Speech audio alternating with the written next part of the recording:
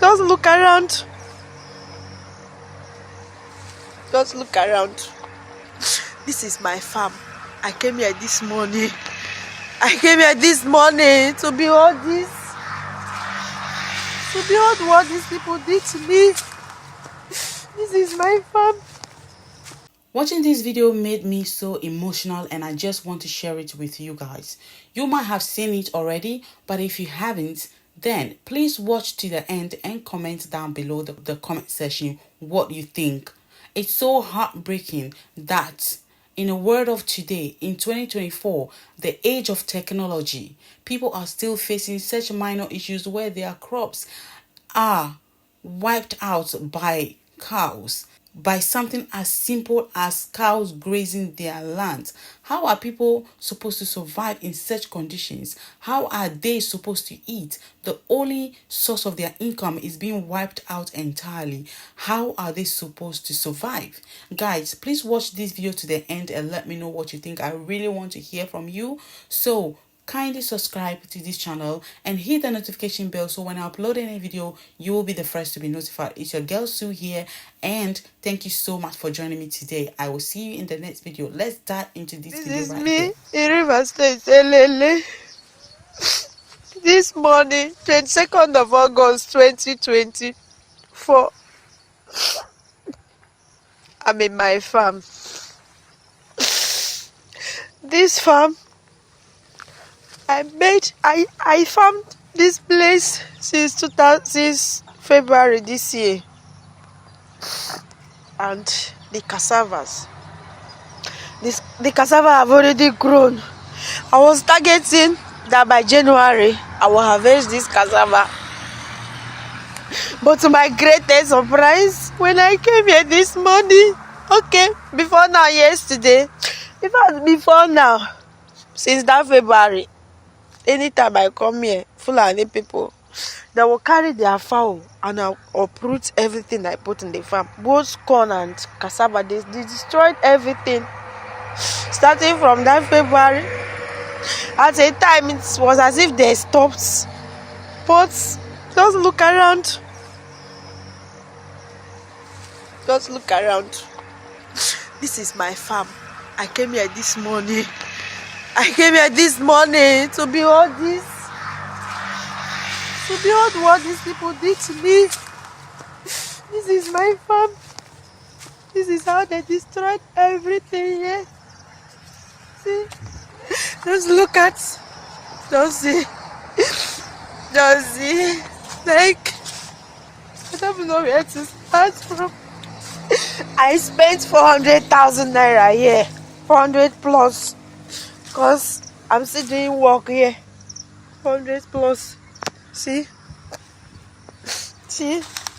Onye nne mụrụ amụ dị ndụ eri nri, ọ na-eje n'ugbo akọta ya na-eri. Onye na-eje n'ugbo akọta ya na-eri. Na ya mere m ihe a. Eji m obere nwa n'aka. Obere nwa every time I leave this my small baby to make sure that this farm is in order. Every time I make sure I'm here. See, this is what somebody did to me.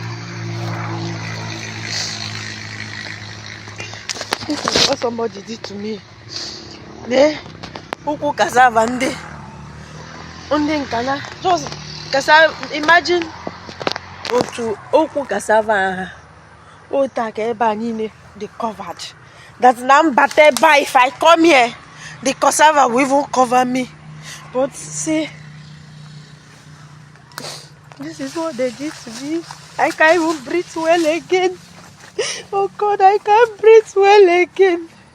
I cannot breathe well again. This is what these people did to me. This is what they did to me. Agbufute awọrọcha wee taa pụba. Agbutuo awọrọta wee pụba. Agbutuo ya awọrọ ya taa wee pụba.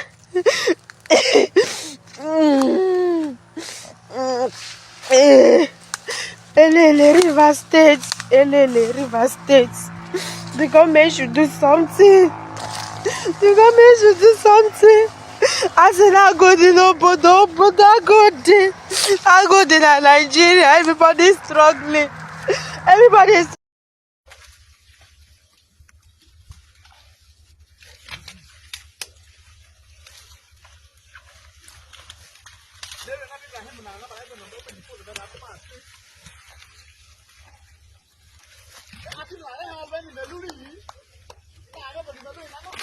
struggling to.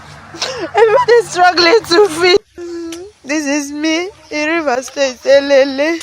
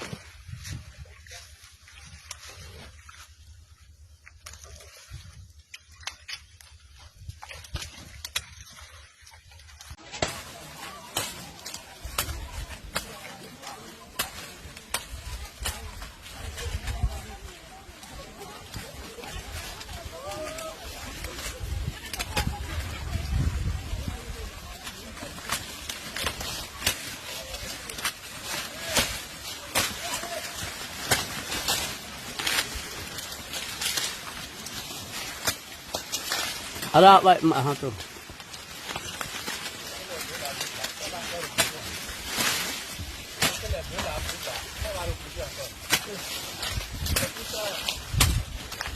C'est le traitement qu'il faut ici. Et on reste.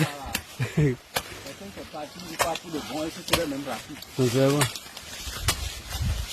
Avec le paquet là, deux bidons, c'est fini. Le travail est terminé.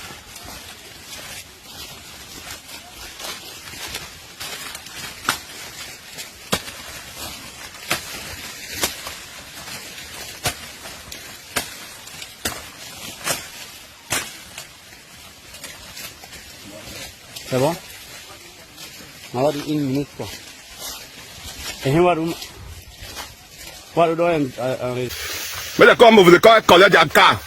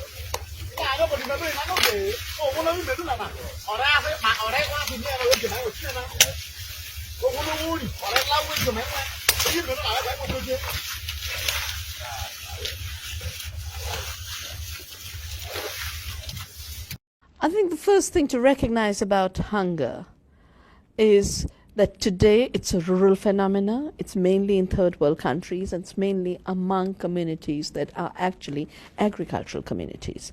So why are people who are growing food going hungry themselves? They're going hungry because everything they have grown has to be sold in order to pay for the costly seeds and the costly chemicals. So a high cost chemical intensive agriculture is a recipe for hunger. Secondly, the models of agriculture that chemical farming has promoted are monocultures. Monocultures are nutritionally impoverished. the same acre of land, using biodiversity, using organic and ecological methods, could produce 5 to 10 times more nutrition than a monoculture can. So maximizing the production of commodities for international trade is directly proportionate to the decrease in nutrition availability to local communities, which is why hunger grows. If the world has to be fed, it has to be fed by growing food locally, to be used locally as the biggest proportion of the food basket. Some elements will be traded internationally, but what is traded internationally should not be staple foods. What is traded internationally should be that extra flavor of spices from India and coffee from Guatemala. That's all right. But to turn the world into a dependency on staples has nothing to do with feeding the world. It has a lot to do with controlling the food supply. The United States evolved a phrase during the Vietnam War, and the phrase was food as a weapon. The use of food as the ultimate weapon of control. And the tragedy is the growth of agribusiness in the US has gone hand in hand with the US foreign policy to deliberately create hunger locally in order to make the world dependent on food supplies through which you can then control countries and their decision-making ability. So hunger has become an instrument of war. And food responding to that artificially created hunger is an instrument of war. Peace means you grow food locally, you grow food with peace, you grow food non-violently, and the countries that are today the worst victims of hunger could be the highest producer of food. Africa has the largest land per human being, per capita. Africa is an abundant continent, and yet because of the deliberate policies, it has today been turned into a continent of hunger. India, which has the best soils, the best monsoons, the highest biodiversity, should not have any problem. We are growing enough food, and yet 70% of our children are going hungry because the economic system is robbing them of their right to food. So food production must once again be an issue of sustainability, taking care of the earth, and the human right to food must be an inalienable right. These rights cannot be ensured through a marketplace where food has become a commodity and a subject of speculation. We saw what speculation did in 2008. Food prices doubled, and the companies that control the food system doubled their profits, while riots took place in 40 countries.